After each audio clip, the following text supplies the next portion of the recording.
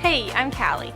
Thank you for watching Graceland Online. We exist to see lives transformed in the neighborhoods, in the generations, and the nations through Jesus Christ.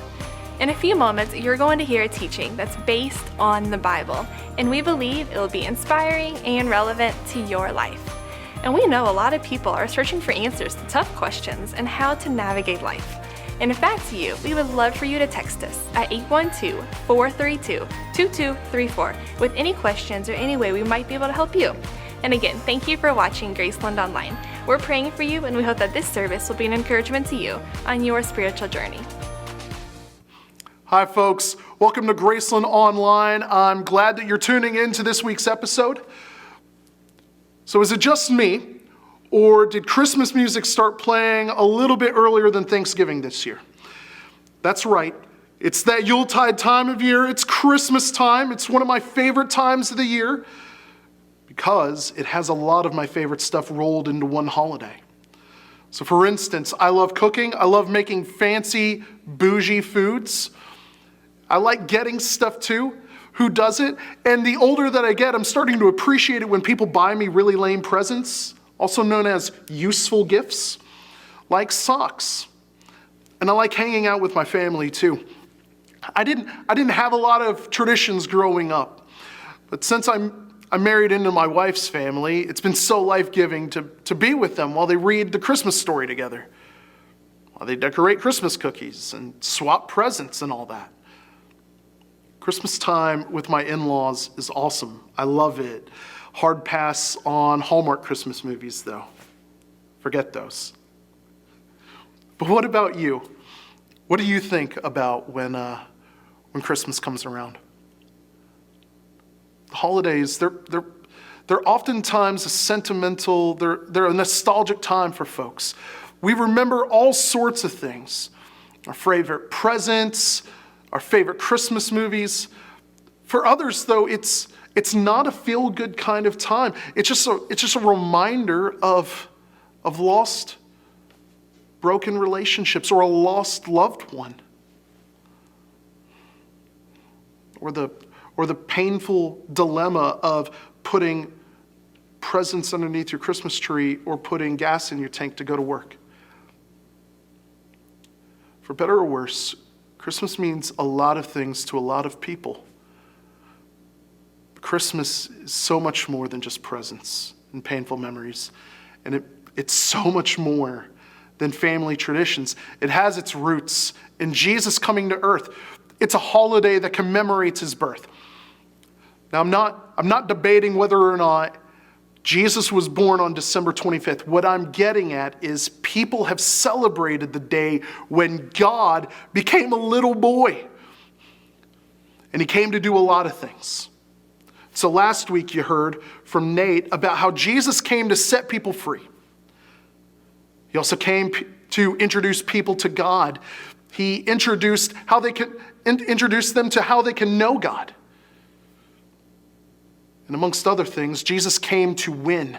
Specifically, Jesus came to destroy the works of the devil. Now that doesn't sound like a very Christmassy kind of thing, does it? Could you imagine what that ornament would look like hanging on your tree? It might be weird. You might be saying right now, Tim, what are you talking about? I thought Christmas was about a jolly fat man in a red suit sliding down chimneys and eating cookies and dropping off presents for little boys and girls. Not so much. You see, John, he was a friend of Jesus, and he wrote about Jesus' life and teachings, and he taught people how to live based upon those teachings and how they can know God. John highlighted one of the huge reasons why Jesus came, and that was to win. Part of the Christmas story is that Jesus came to destroy the works of the devil. There's some critical information to get here, though. So we got to go back several hundred chapters in the Bible, which is a really long time in human history, in order for this to make sense. Almost since the beginning, there's been this cosmic level kind of war that's been raging between two different parties. You have God on one side who is kind and loving and patient, yet just and powerful, and he created everything good. And yet on the other hand, you have the devil. The Bible describes him as a slimy, vindictive, bitter, proud, deceptive being.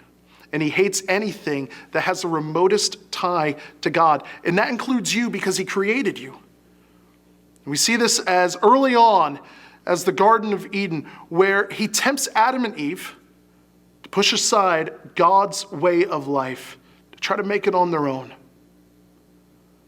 But all of life finds its purpose, direction, and peace in God. And to reject God's way of life is to reject God's peace and purpose. While Adam and Eve bore responsibility for walking away from God, the devil set the ball in motion for it to happen. And he's been working ever since to break up relationships, to oppress the helpless, and to bring as much pain and chaos into the world as possible. And he's working even today. So while the devil, he might not have forced a dad into abandoning his kids, he wanted that to happen. And if you're struggling with any kind of addiction, whether it's chemical dependency or video games, the old phrase, the devil made me do it, it doesn't apply here. But he does whisper in your ear, enticing and tempting you to harm yourself, to harm other people, and to bring further harm to your relationship with God. And to the depressed and hopeless, he's whispering about your dignity and value. And to the doubting, he points to your past pain, tempting you to think that God isn't all that he says he is. Jesus described him like this: the thief comes to steal, kill, and destroy. But that's not all, Jesus said. But, and this is one of the hugest buts in the Bible, Jesus came to give life. Remember how purpose and direction and peace finds its source in God? A brand new way of life was made available to us because of Jesus. You see, the Christmas story, it's as old as Adam and Eve turning away from God. Even though they were snagged by Satan's trap, God made a promise to them. One day, a boy was going to be born. And you might have won the battle here and now, Satan, but you've already lost the war. And thousands of years later, a baby was born from a virgin, no less, and he had a single thing in mind, and that was victory. And this victory was going to be purchased by a bloody death on a cross. And it might sound like Jesus' death means that he lost, but it actually means that he won, and he didn't stay dead. He actually factually came back to life. And through his death and resurrection, he zapped all the power out of the devil's traps, guaranteeing that life wouldn't be like this forever. Just like Adam and Eve's actions had significant consequences for us, so too Jesus' actions have significant consequences, benefits for us if we trust and believe in him. And so does it feel like you're constantly kicked around by life? Or do you have that nagging sense that the world isn't the way that it should be? Or maybe you're like a friend of mine. This time of year just brings nothing but hopelessness and sadness. Jesus wants to give you hope today. Jesus wants to give you a win today.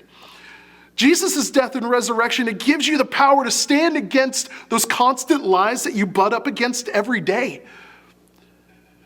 You can have life today because of Jesus. You can fully be known by God along with all your dirty laundry and still be welcomed by him with open arms because of Jesus. I know this isn't like the typical tinsel and twine kind of Christmas story that we're used to hearing. But Jesus' win brings so much meaning to Christmas. He's the reason why we celebrate. Friends, I'm so glad that you stopped by and listened today. If you have questions about what it means to follow Jesus, or why Jesus is so special, or what the Christian life is all about, send a text. Text CONNECT to 812-432-2234. And be sure to like, subscribe, hit the bell. That's going to give you a notification when brand new content is uploaded. And share with your friends. Again, I'm so glad that you stopped by. I hope you have a great week. Merry Christmas. Thanks again for watching Graceland Online. We hope that God spoke to you today through this message. And again, feel free to text us at 812-432-2234 if you have questions about what you heard or if there's a way that we might be able to help you. And you can also find more videos and resources for your students and your kids on our website, which is gracelandchurch.online. Thanks again for watching, and we hope you'll join us again soon.